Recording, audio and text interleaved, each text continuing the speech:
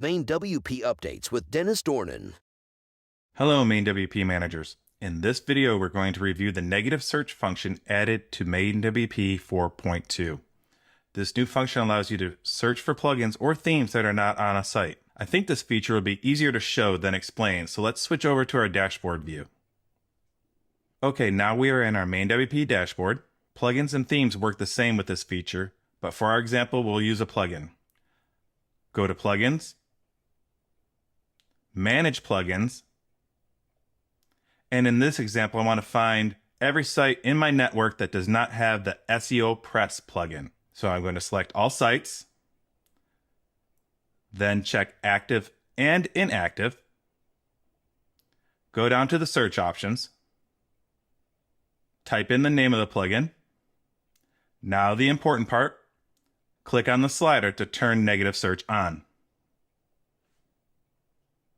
And just like that, we have a list of all the sites in our network that do not have SEO Press installed. Now, this might not look all that impressive with just my 3 demo sites, but trust me, when you get over 10 sites, this is going to be an amazing feature for you. This next part is where this feature really shines. Staying on the same page, we'll select the sites we want to add the SEO Press plugin to. I'm going to select all. Now you see when you select some sites, a new option appears. Install to selected sites. Let's press that button. You'll notice you're automatically moved to the plugin install page. And on that page, you'll see that the plugin name is already filled into the search bar, and the sites you selected in the previous screen are already checked for you. On a side note, if it's not a WordPress.org plugin you're using and it needs to be uploaded, just select the upload zip file instead and skip the .org steps we're about to go over. Press enter in the search bar to search WordPress.org for this plugin.